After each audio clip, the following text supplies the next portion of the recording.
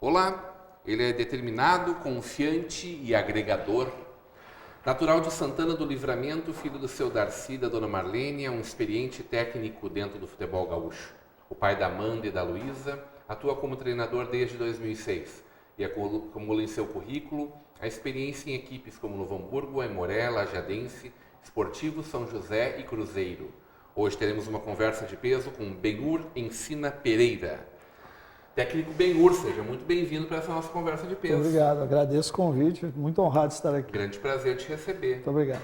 Natural de Santana do Livramento, mas por um acidente praticamente. Assim. Na verdade, sim, né? Para não ser uruguaio, eu só atravessei a fronteira. Né? É verdade essa história? É verdade, verdade. Dona Marlene ensina. Isso.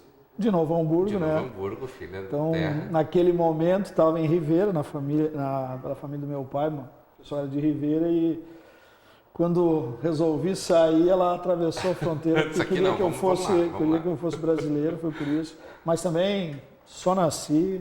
A tua juventude e infância foi toda aqui? Tudo em Novo Hamburgo, né? Que lembranças tu tem daquele período? Olha, na verdade, assim, quando falo infância, a partir dos 7, né? Porque antes meu pai jogador, então Rio de Janeiro, América, outros clubes, né? Então a gente acabava se deslocando. O pai jogou no Floriano, né? Jogou no Floriano. Não era Novo Hamburgo, era o período de transição. Época do Floriano, jogou no Inter, jogou no Nacional, em Montevidéu, então no América do Rio, né? Então a gente acabava se deslocando. Tanto que eu fiz a primeira série no Uruguai.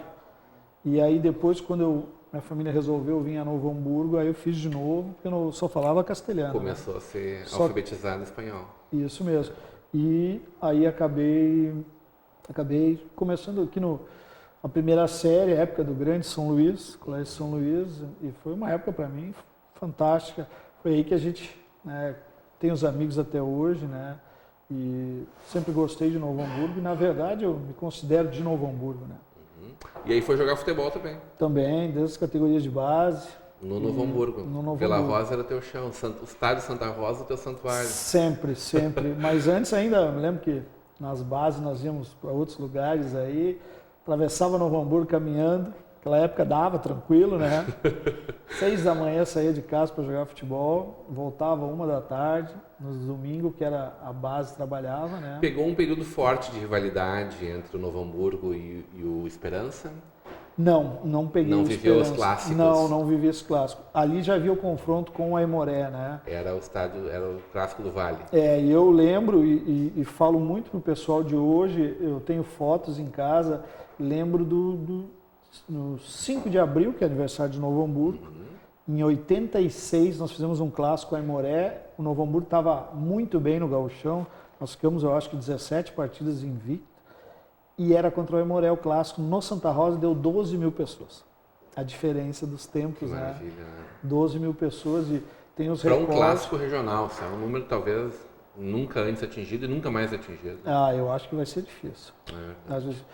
O Santa Rosa, ele comportava isso, né? Quando ainda era o tobogã, e lembro que ficou aqui lotado, e até atrás de um gol aqui, que era dos prédios ali, também. Foi muito bacana. Aquilo é uma recordação que a gente, comparando com hoje, né, que o clube tenta fazer, os dois clubes tentam trazer o torcedor e não conseguem mais, né? É interessante isso, né? Me parece que vem surgindo uma nova torcida aí, né? A gurizada acompanhando mais. Tomara, né? Acho que muito pelo sucesso do Novo Hamburgo nos últimos anos, assim. Mas precisa muito mais. Passamos muito tempo na Série B. Só a torcida organizada não é muito fácil, né? Quer dizer, o Grêmio eu acho que é um privilegiado, que tem a sua geral lá, que é fiel realmente, né? Mas as outras são 20, 30, 40, 50 torcedores, o clube precisa de muito mais, né? É verdade. Tu acabou sofrendo na tua carreira como jogador com alguns problemas médicos. Na verdade eu tive um que foi teoricamente fatal. Que acabou acabou sepultando. Eu tive uma lesão no joelho e quando eu jogava no Avaí de Florianópolis, aquilo foi meio frustrante, não só pela perda de ser jogador, que a gente sempre gostou de fazer, mas também era um momento que eu estava indo era um começo do mercado japonês e eu tinha uma combinação com o seu falecido Dalton Menezes, que eu iria, logo após o campeonato, eu iria, quando a abertura do campeonato japonês, eu iria, aquilo ficou meio frustrante para mim assim, mas o pior foi depois ter que recuperar 2 anos e não conseguir voltar. Isso foi uma das situações assim, que mais me incomoda até hoje, mas... Tu entende bem o que passa o jogador de futebol? Faz parte, eu sei que faz parte, não fico sofrendo, né? Mas é que a gente gosta do campo. Esse imagina. quase que te doeu tanto, de certa forma os teus jogadores são preparados para trabalhar com quase? Com que talvez a fama nunca venha, ou o dinheiro, ou a projeção? Eu até vou te dizer assim, ó, eu sempre quando eu converso com alguns amigos, eu digo que o futebol é um sonho maluco. Eu vou te dizer por que eu falo isso. Porque são muitos atletas, são poucos bem-sucedidos, que a gente vê aquela Série A, Série B, mais ou menos a Série C. Tu vê hoje os times de Caxias, os jogadores estão com salário atrasado 3 meses. Como é que tu sobrevive nisso? Série C. Então o B ainda está bem, o A melhor ainda, mas são poucos em relação ao número de atletas. E tu vê muitos atletas, e eu sou um cara bem direto em algumas questões, que eu digo para o atleta, vai estudar. São jogadores que tu vê que não tem uma condição de ser profissionais, largam a mulher, largam o trabalho, largam os estudos, simplesmente por causa do futebol. A gente acredita nessa determinação em querer tudo, mas tu não pode deixar a tua vida para trás, né? Porque se não andar isso, como é que faz, né? Então, eu sempre digo, é um sonho maluco. Tem pessoas que largam tudo, arriscam tudo que tem por causa do futebol. Meia dúzia que chega no topo total, mas alguns que ficam embaixo, uma grande maioria que vai se nós de ano seguirmos em ano, os números, né, vivendo. bem-sucedidos deve ter 4 a 5%, não sei se chega tanto assim, né? Tu estava me falando antes em off de uma pesquisa que tu tinha acompanhado recentemente, né? Dessa questão, eu só não recordo exatamente os números, mas ela é baixíssima, tá? A questão de quem realmente é bem sucedido e aqueles que não são, né? Então, tu imagina o sofrimento que não causa isso, até tu chegar no momento que tu vai ver realmente que tu não...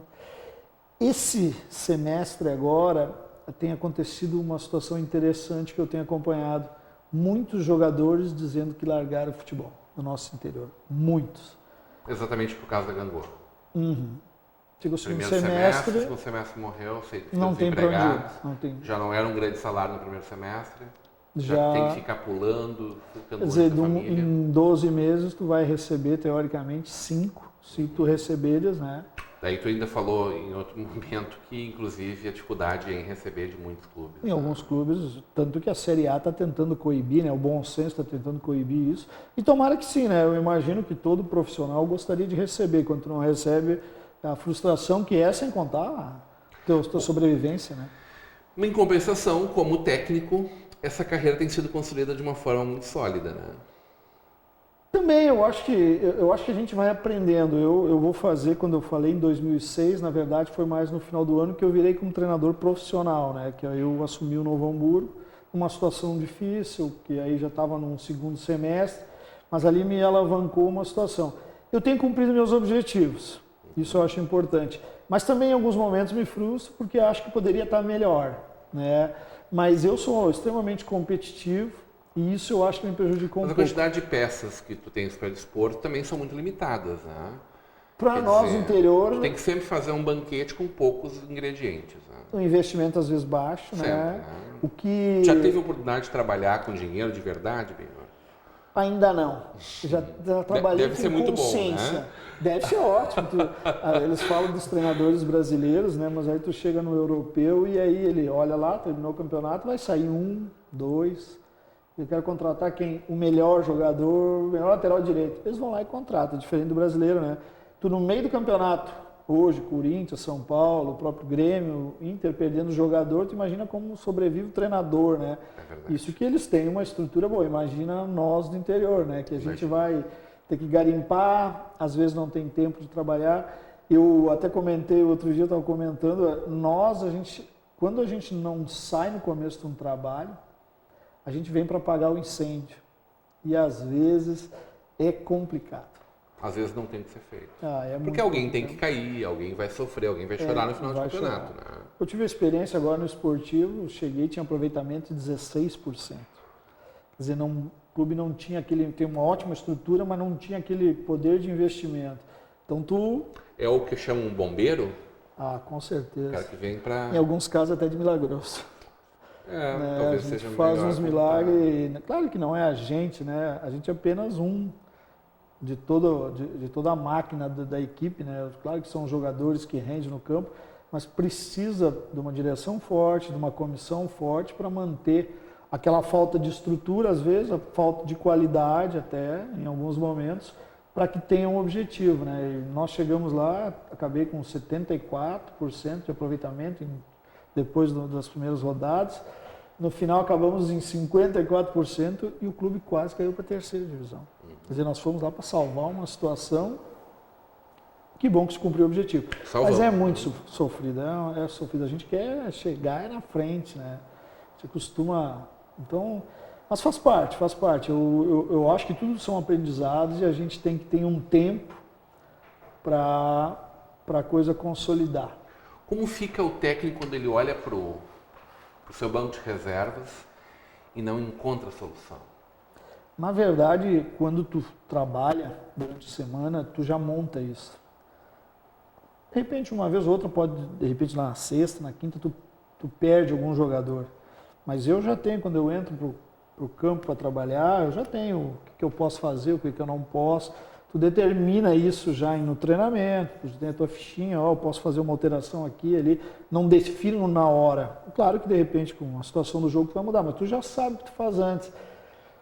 Não é fácil. Tu constrói vários cenários já antecipadamente? Não tenha dúvida, claro, eu já me programo para isso, porque o treinador na hora, a adrenalina ela é muito alta. A nossa cultura, ela precisa do treinador ativo na beira do campo, gritando. O torcedor quer ver o técnico jogando junto. Às vezes o cara tá lá do outro lado e nem escuta, né? Uhum. O cara nem escuta, vamos bem falar a verdade, né? Mas é uma cultura que se criou, né? Se o treinador ficar lá sentado, eles vão dizer, não tem comando na equipe, né? Então, é cultural, né? Quando isso é uma grande bobagem. O técnico trabalha a semana inteira. Trabalha a semana inteira. Chega na hora, a gente tem que entender que existe um adversário. O adversário também tem os seus esquemas táticos. A gente tem que alterar. Os jogadores são jogadores, alguns muito inteligentes, que também sabem que isso acontece. Claro que a gente é o que mantém o equilíbrio, mas eu acho que define isso durante a semana.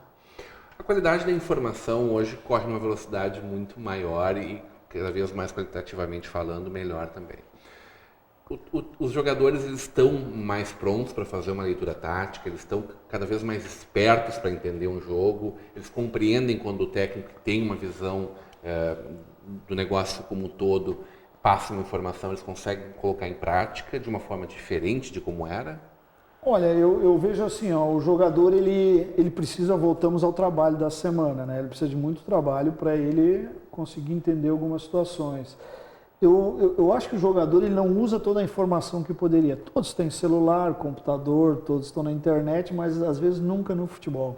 Isso é uma das coisas, tal do comprometimento, né, que a gente cobra muito o jogador, porque ele tem isso hoje pronto. Mas tu pergunta para um jogador, às vezes, o jogo terminou domingo, na próxima quarta tem um jogo. Esse ele sabe. No outro domingo ele já não sabe qual é o adversário. Então isso ele não olha.